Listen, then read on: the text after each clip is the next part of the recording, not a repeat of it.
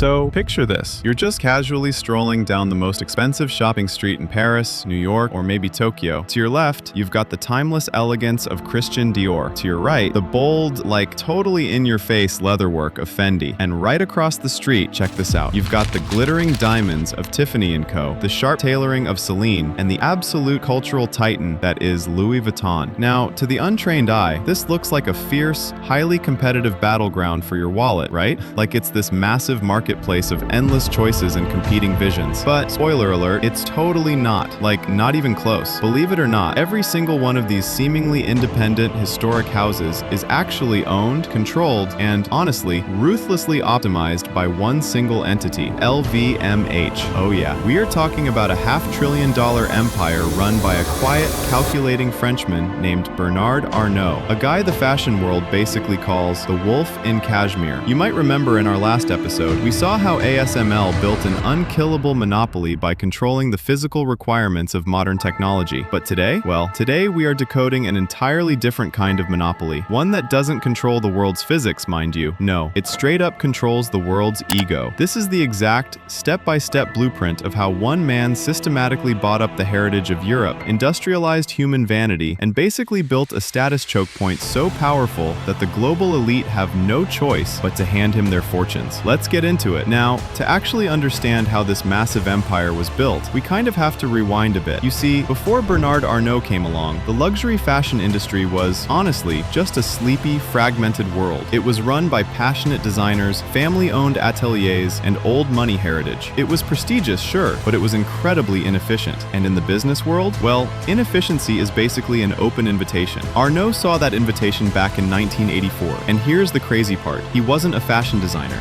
at all. He wasn't an artist, and he certainly wasn't someone who grew up dreaming of haute couture. The guy was an engineer, and a cold-blooded corporate raider, to be fair. So when this massive, bankrupt textile conglomerate named Boussac went up for sale, Arnault walked straight into the offices of the French government and made them a massive promise. He told them he would step in, save the workers, and protect French heritage. And guess what? They totally believed him. But the literal second he got control, he did something that sent absolute shockwaves through the entire French establishment. He stripped the company down, liquidated its core assets, and laid off over 9,000 workers. I mean, just think about that for a second. 9,000. But why? Because he never actually cared about the textile factories, not for a single second. He only cared about one tiny, mismanaged asset buried deep inside that conglomerate, Christian Dior. You see, Arnault understood something that the old guard simply couldn't see. A brand name like Dior wasn't just a business. It was an uncopyable psychological asset. I mean, think about what that actually means. You can build a brand new factory overnight, right? You can hire the best engineers in the world, and you can replicate a physical product down to the absolute last stitch. But you cannot, under any circumstances, buy 40 years of cultural mystique. You just cannot manufacture that kind of power. So, Arnault took Dior, professionalized the management, and basically used it as a springboard to execute one of the most audacious corporate takeovers in history, a hostile seizure of Louis Vuitton and Moet Hennessy in 1989. I'm talking about pitting executives against each other, exploiting internal family feuds, and moving in the shadows while everyone else was arguing in boardrooms. And when the dust finally settled, he emerged as the absolute ruler of the newly formed LVMH. The fashion elite were completely horrified. They called him a barbarian. They called him the wolf in cashmere, but honestly, he didn't even flinch. Because while they were busy with their outrage, he had just acquired the ultimate raw materials to build a psychological monopoly. But look, honestly, controlling these brands was really just step one, because to maintain a monopoly on luxury, Arnault had to solve a paradox that genuinely had no obvious answer.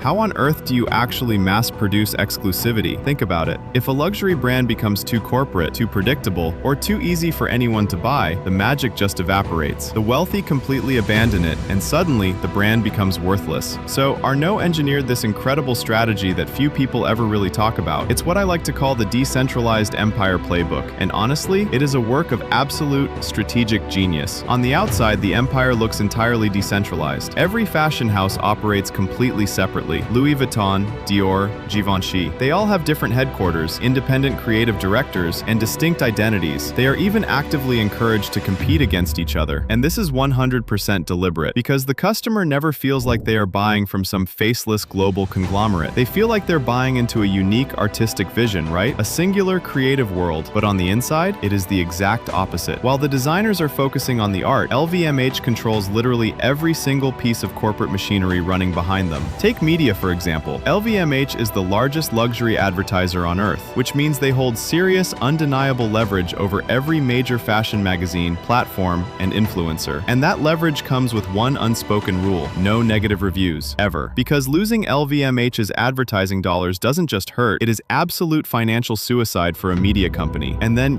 there's real estate. When LVMH negotiates for a storefront on Fifth Avenue or the Champs-Élysées, they don't walk in representing just one brand. They walk in representing 75, like 75 major brands. They can literally pressure landlords into surrendering the best corners at the absolute lowest rates, while independent designers, who obviously have zero leverage, simply get priced out of the rent. LVMH basically built a corporate shield so elegant and so invisible that the world only sees the art and never sees the machine. Now, this is where the strategy gets genuinely ruthless. In a normal market, when a company has way too much inventory, the solution is pretty simple, right? You discount it. You run a big end-of-season sale and move the product. But LVMH does not operate in a normal market, because the very second a Louis Vuitton bag appears on a discount rack, its power is completely gone. The illusion of scarcity collapses, and a brand built purely on psychological exclusivity just becomes another regular product. So, what exactly does LVMH do with all that unsold inventory? Well, I'm not even kidding. They straight up destroy it. Literally, they burn it, shred it, and erase it from existence. We are talking millions of dollars worth of luxury leather goods and clothing, just completely gone at the end of every single season. And before you jump to call that financial madness, you have to understand it's the exact opposite. It's a highly calculated business move called value preservation through destruction. By ensuring their products never ever touch a clearance rack, they permanently condition the consumer to accept one hard truth: the price on the tag is absolute. It does not move, it does not bend, it is what it is. But wait, here is Arnault's true masterstroke. And this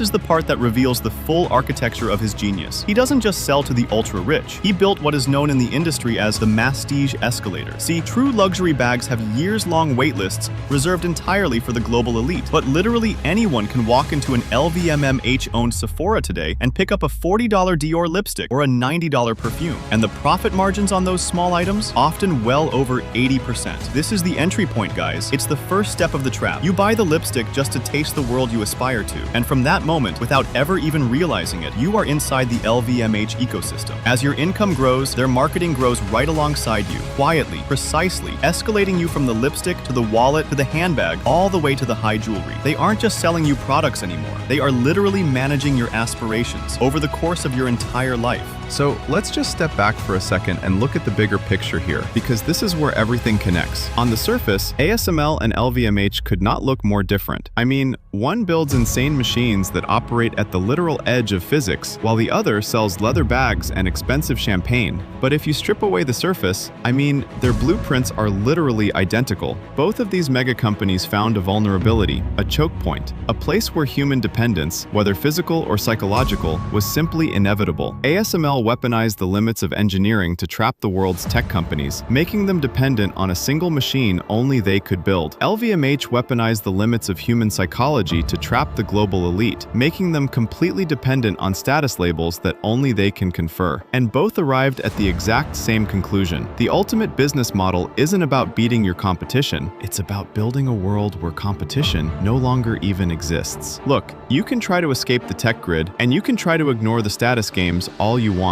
But the systems shaping our world have already been architected, they've already been locked in, and honestly, they've already been won. This is the Monopoly blueprint. Subscribe to step into our next archive breakdown, and I'll see you inside.